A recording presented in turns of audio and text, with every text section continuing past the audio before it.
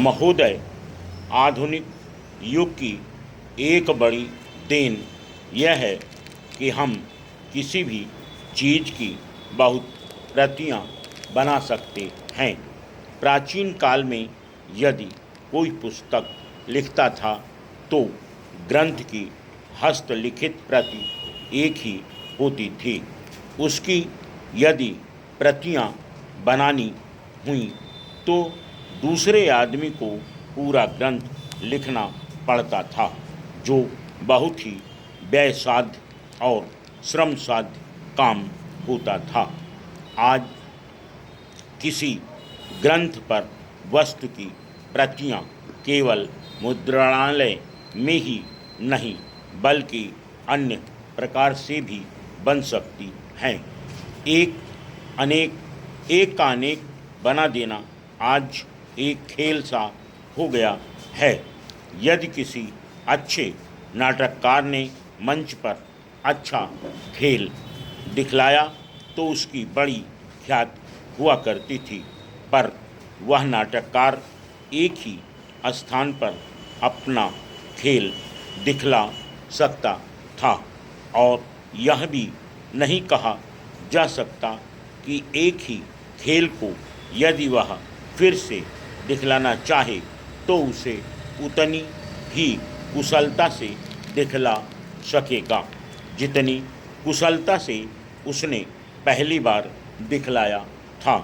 आज केवल यही नहीं कि नाटककार के चित्र की प्रतियां बहुत बन सकती हैं, बल्कि उसके चलचित्र की प्रतियां बनती हैं और साथ साथ उसकी वाणी भी सुनने में आ सकती है, और वह केवल एक स्थान पर ही नहीं बल्कि संसार के एक कोने से दूसरे कोने तक जहाँ चाहे सभी स्थानों पर और जितनी बार चाहे सुन सकते हैं और देख सकते हैं।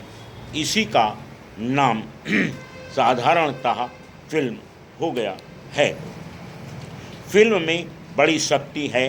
यदि अच्छे पात्र, अच्छे कथानक और अच्छा आदर्श दिखलाया जाए तो उसका प्रभाव बहुत ही अच्छा पड़ता है।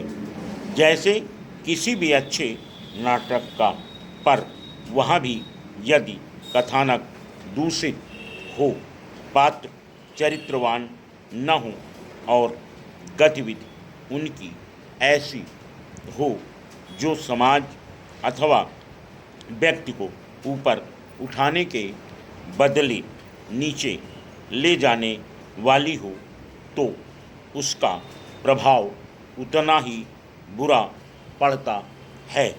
नाटक तो एक आदमी एक स्थान पर करके उसका भला या बुरा प्रभाव वहाँ बैठे हुए लोगों पर ही डाल सकता है।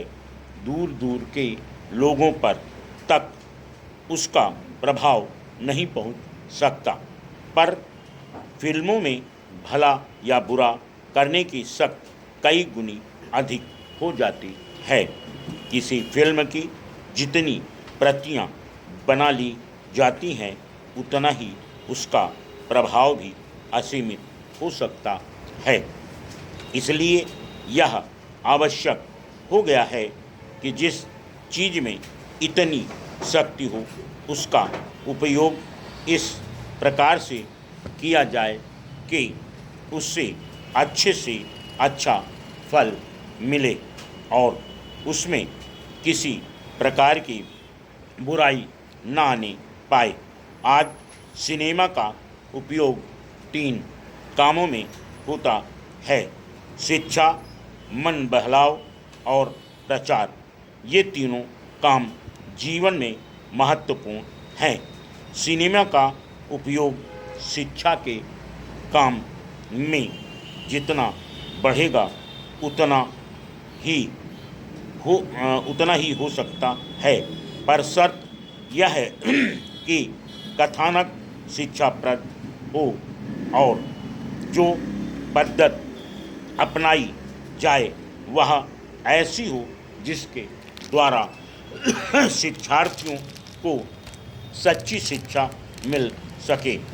जब मैं शिक्षा शब्द का उपयोग करता हूँ तो मेरे ध्यान में केवल बच्चों की ही शिक्षा नहीं है, फुल स्टॉप।